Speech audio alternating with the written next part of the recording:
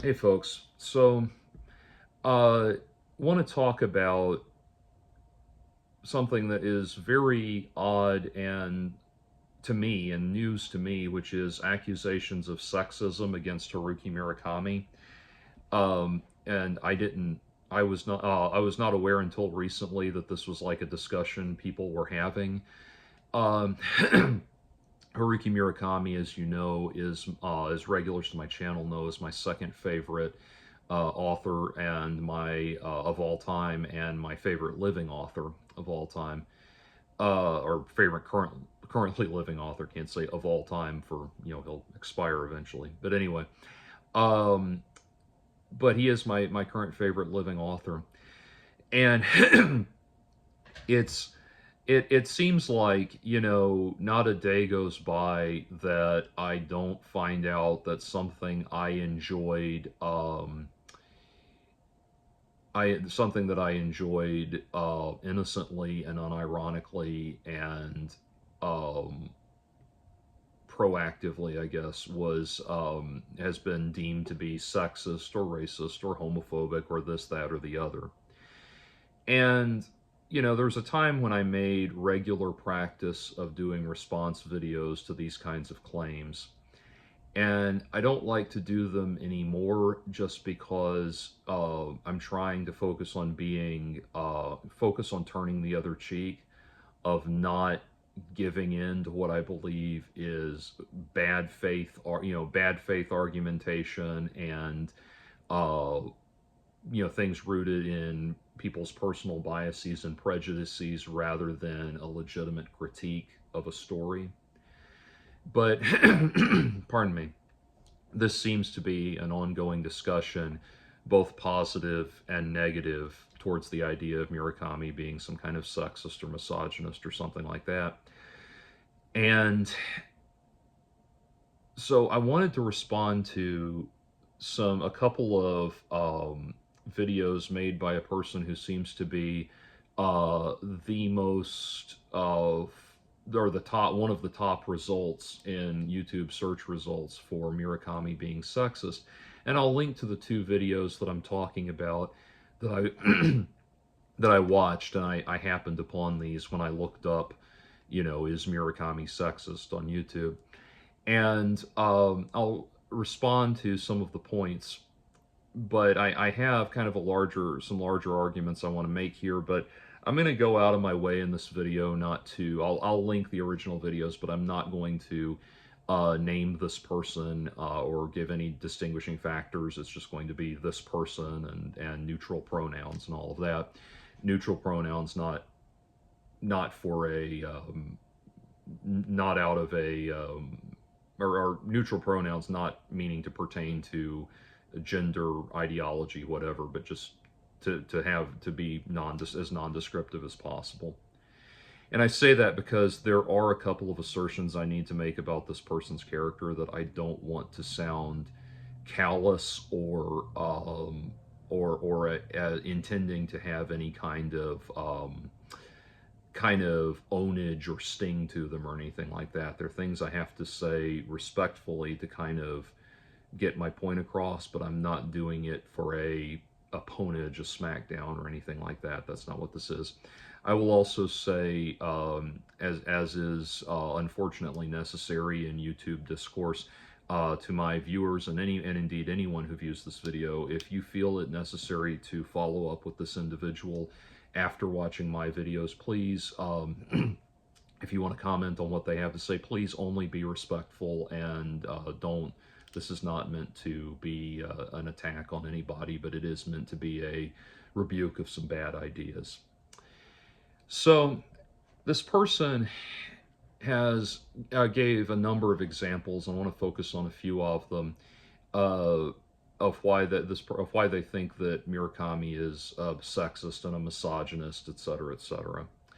And one of the first ones comes from my book, or my favorite book by Murakami, which is Hard Boiled Wonderland and the End of the World. And one of the issues that this person takes is that you have a character in the book called the Chubby Girl, and she's only ever referred to as the chubby girl. And that the person making the video, making the claims, tries to say that because Murakami has this female character who is only ever observed for her weight, or ever only ever identified or named, I should say, only ever named, the character is developed through the story, but only ever named by her weight and her physical appearance, that this is sexist and misogynistic and all of that. Okay, it's weird to me, and this is where I have to respectfully tread on this person's credibility.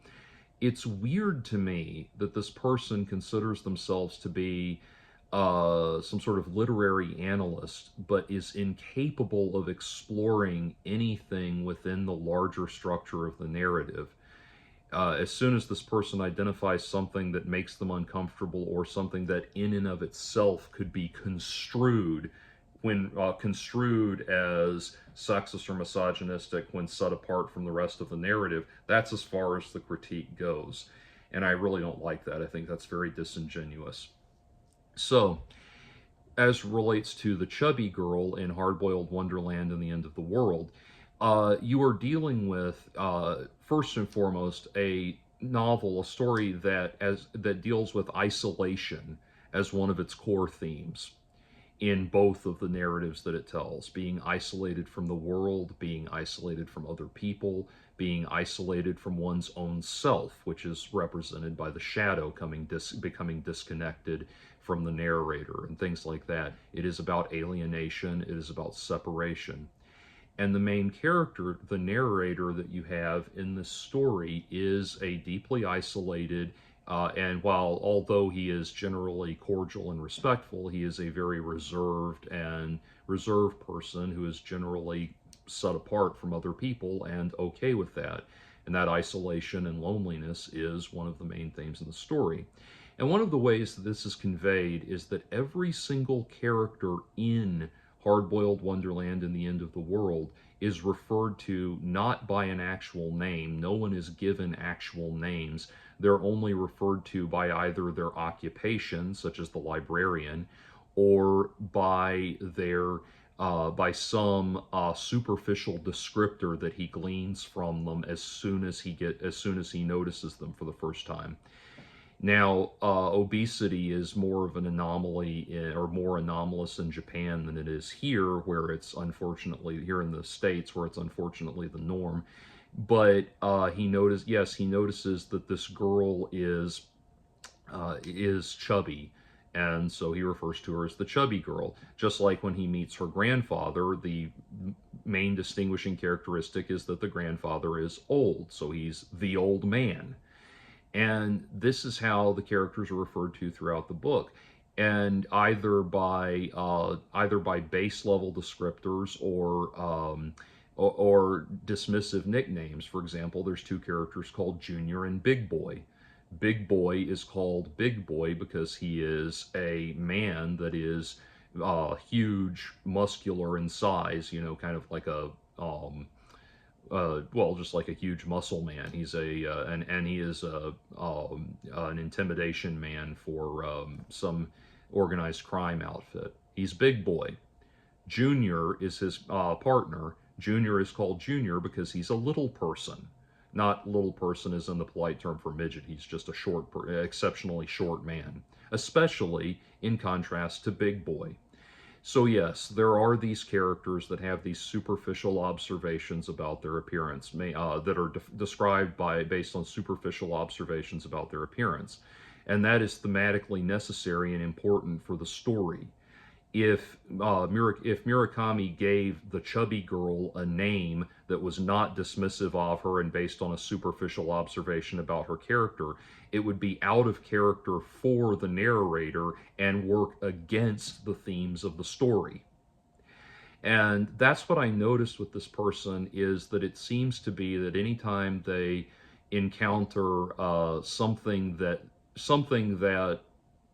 in and of its that something that would have the semblance of sexism or misogyny, when extracted from the story itself, the larger context of the narrative, then the rest of the book need not be considered, and they need not consider why it's happening within the course of the narrative. And furthermore, this person seems to always assume that anytime a character, especially a protagonist, has an attitude or a feeling or a sense or an action that they, as the reader, don't like, this person immediately assumes that this is not meant to convey a realistically imperfect character that has been created by the author, but rather that it is a direct statement about Haruki Murakami himself. That if a character has displays some sort of perverse inclination or some sort of misanthropic inclination or anything like that, then it immediately apparently must be read as a statement about who Haruki Murakami is as a person. I mean, and that's very concerning to me because, for example, I mean, I'm writing a narrative, right, or a novel. I have a couple of manuscripts I'm developing right now, and one of them is about a character that's getting slowly and increasingly involved in organized crime and the moral compromises that come along with that. And it seems like this person, and yes, that includes increasingly cynical and blunt descriptions of things that are normally given a certain degree of chivalry, like the way the character relates to women and things like that. And it seems like someone who's actually reading the book in good faith, my book that I'm working on, somebody that's actually reading the book in good faith would be able to understand that. But instead, we have this person that seems deeply uncomfortable and deeply uncomfortable with uh, deeply uncomfortable with the with certain matters of sexuality in general, and if they come across something that makes them uncomfortable personally, then this is some kind of scandal or something like that. And what that made me think of was this person does a video on 1Q84 by Haruki Murakami, which is one of his more epic length novels, without having fully read the whole thing, stopped reading uh, after just a quarter of the book. And it's interesting because a lot of the things that this person found so uncomfortable and so upsetting were things that would actually have been would actually have made sense in the larger narrative if this person had bothered to finish reading the book. And so, for example, the person says, in 1Q84, there's a flashback sequence that's mentioned several times where the male protagonist, there's two protagonists in the novel, male and female, and the male protagonist has this early memory from his infancy where he remembers seeing his mother's breasts being sucked on by another man. And it's mentioned several times, but then the critic that we're talking about here, comes unglued when he points out that the fourth time the memory is mentioned, the character recalls that the breasts were nicely shaped. And this critic bursts out giggling and says someone needs to stop him, meaning Murakami. It's very strange to me that it sounds like, the first comment that comes up is someone who says, I think you're addressing Murakami's biases by way of your own biases. And that's it. Like, this is a person who doesn't seem to be able to absorb discomforting information about sexuality at all, and certainly not able to apply it to the larger scope of a narrative, like we're learning about who these people are. This person's reading books and looking for sexually awkward things and ascribing that to Murakami, not the characters that are being developed within the course of the story. And so if you had bothered to read it, and that gets into another thing and this is modest spoilers for 1Q84. And by the way, 1Q84 is probably my least favorite Haruki Murakami novel. A lot of people loved it. I did not like it. I didn't think it was this heinously vile thing that this critic thought it was, but I didn't care for it. I didn't enjoy it as much as his other work. Basically because it felt too much like Murakami trying to be Murakami. These are. It's like he was. It felt like he was writing like, okay, I know all the stuff my readers want to see. Let me just fill this in. Fill in. Do Haruki Murakami Mad Libs basically. And but anyway, that said, okay, the thing about the boobs, if this critic had bothered to read the whole book, they would have come to understand that the the breast thing is actually important because you have a character, a Amame, who is starting, it's dawning on her that she has crossed over into another reality, a parallel reality that seems to exist, that she's starting to realize may exist inside the psyche of the male protagonist, that she is actually occupying a world inside his psyche. The full reality of that is not explained in the book, spoilers, etc. Spoiler alerts, etc. It's not fully fleshed out, but it is. We are given that impression, and that is what she begins to start thinking as though she is living inside of this person. And that brings me back to another point where he points out that this woman, this female character, at one point thinks she may not be in her body anymore, and she immediately checks her fingernails, which are manicured, and grabs her breasts. And he thinks that this is Murakami being some kind of sexist little pervert because a woman would focus on two accoutrements of the female form to make sure she's in her own body.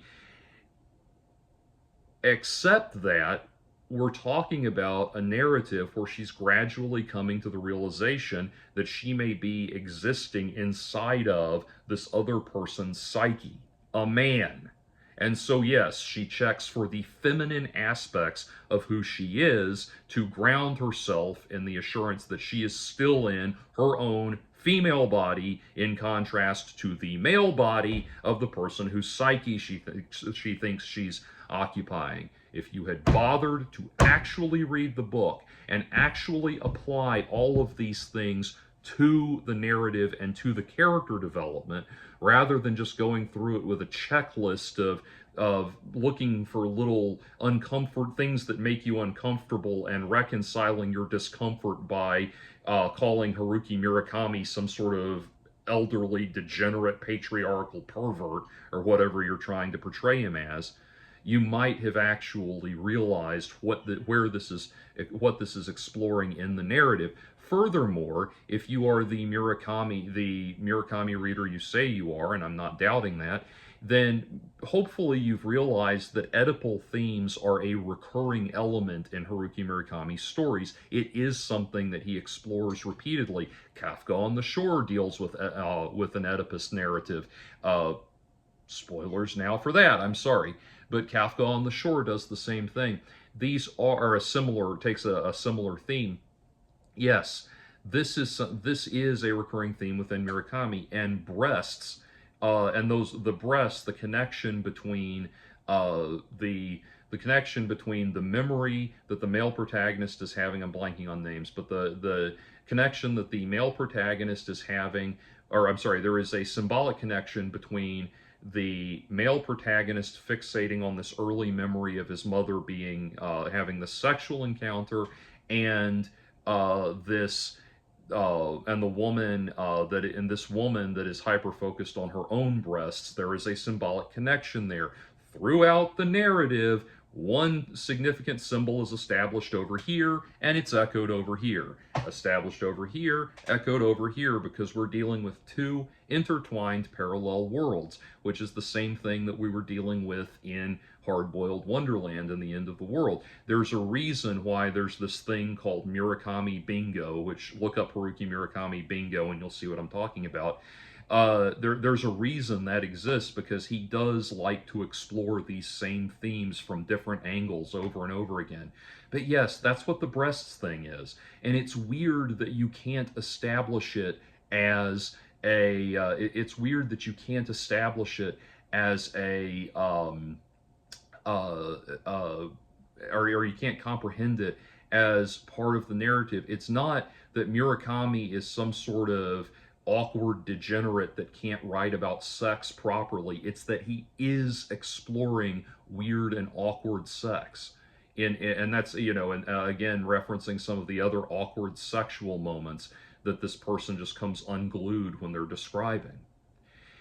And and again, it's so, I keep saying it's so bizarre to me, but it really is. And then, by the way, this person also says that, complains, another example. There are these other examples of misogyny that are supposed misogyny in 1Q84 that are absolutely ridiculous. Like, he claims that Haruki Murakami is a misogynist because he shows women doing things like checking their looks in the mirror and being preoccupied with their makeup and clothes. And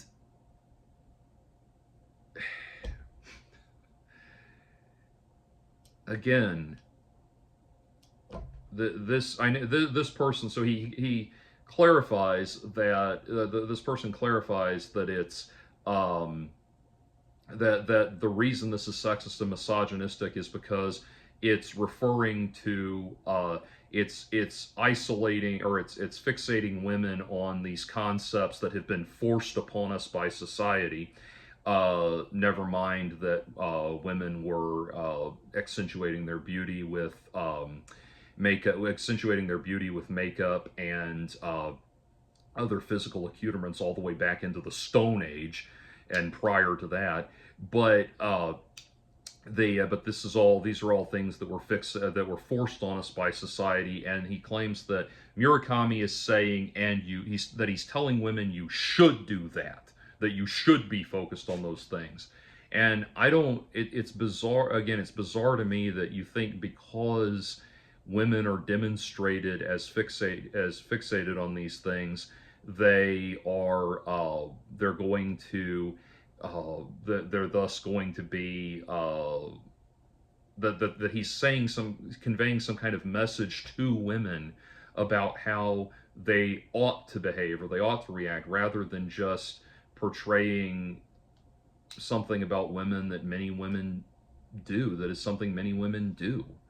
Yes, whether you like it or not, whether you think it was foisted upon us by a patriarchal capitalist regime that's enforcing negative gender stereotypes, etc., it's just an undeniable reality in pretty much across the developed world that most women are more fixated on their physical appearance and maintaining it throughout the day than men are. Yes, women check their makeup in the mirror in the bathrooms. Men generally don't. And I know I'm not going to get off into that magical realm of, oh, but who's to say men can't do that? Are you saying men aren't allowed to do that? Ha ha ha ha. No, we're not. We're not playing that game. We're talking about just the median average of how most people conduct themselves. And it's kind of, it comes back to that thing of, you want to try to tell someone like this, look, contrary to what the news would have you think, contrary to what social media would have you think, the world is not divided into a war between male MAGA hat wearing rapists and gender fluid non-binary kindergarten teachers. I know that it looks like these two factions just like dominate our discourse and the whole world looks like it's a clash between them. It's not. Most people exist comfortably in a middle ground, a very mundane, comfortable middle ground. Most women are, come to some realization that there is an inherent kind of brashness and grossness to male sexuality that's not generally present in female sexuality. Most men come to terms with the fact that there is, generally speaking, a kind of demure, a more cautious and demure aura around sexuality when it comes to women, and they make peace with that and they go on with their lives. They don't live every moment of every day of their existence uh, in this gut wrenching ideological battle where every little thing is just indicative of some vast conspiracy against them or something like that. They really don't. And Japan honestly has a lot less of this sort of thinking, whether you want to call it PC thinking or woke thinking or whatever.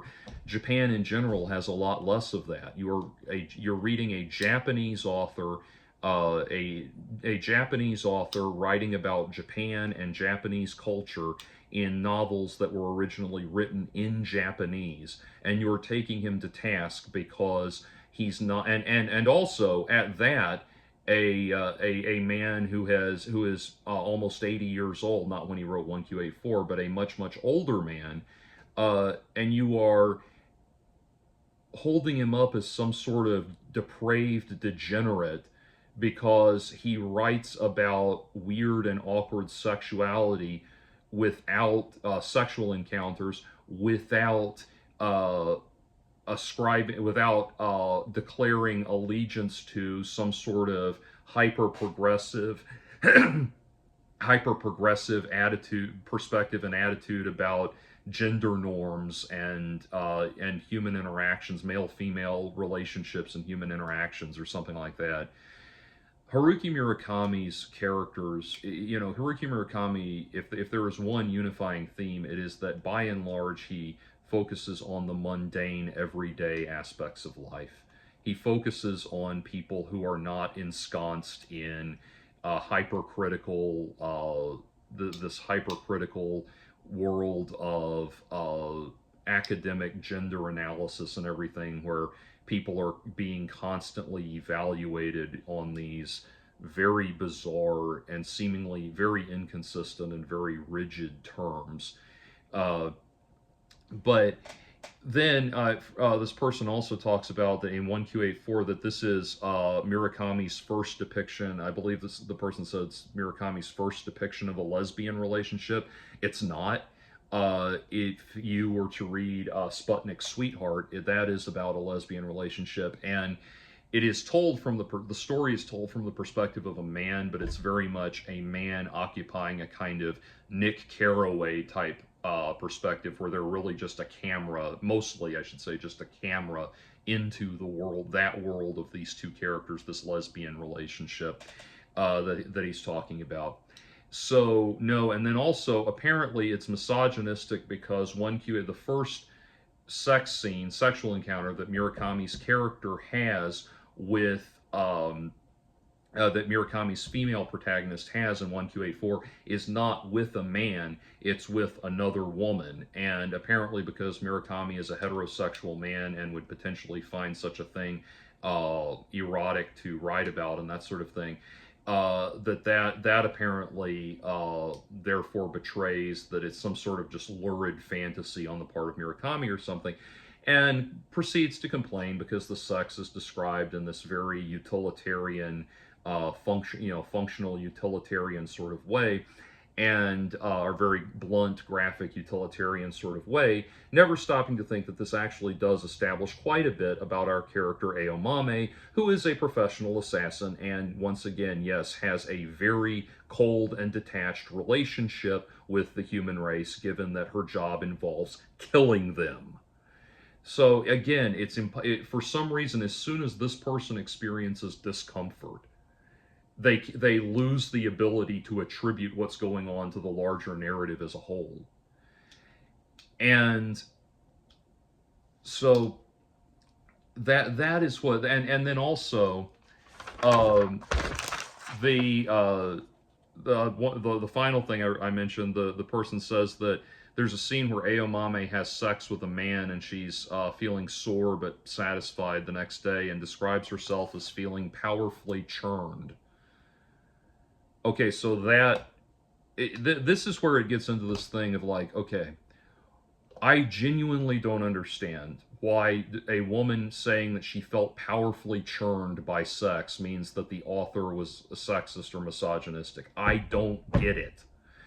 And when I say that, I'm not feigning ignorance, kind of like when Matt Walsh pretended to not understand why it was sexist for a white male student at the University of Mississippi to aggressively get up in a black woman's face and start jumping up and down and making gorilla noises. He claimed to not understand how that was racist when it should be fairly obvious. I'm not getting it. There's something about it's this weird thing, and it plays into. There's actually another video related to this that I want to bring this topic up again, but it's like if male writers write about there's a certain way that male writers are supposed to write about sex that conveys that they don't hate women, but but no one can seem to put a finger on what it is. And that's where I have to. It seems like if male writers write about sex in a way that is blunt or very direct or overly enthusiastic about the thought of it or something like that, that they're betraying some sort of misogyny. That it means they hate women. It's utterly bizarre to me. I keep saying bizarre because this is like totally alien, exists in this totally alien world that that makes no sense to me whatsoever. But that's where, respectfully, I have to look back. I try not to. I want to try as much as possible to not focus on the person and just focus on the arguments. But everything from this person that I watch, it just bleeds this.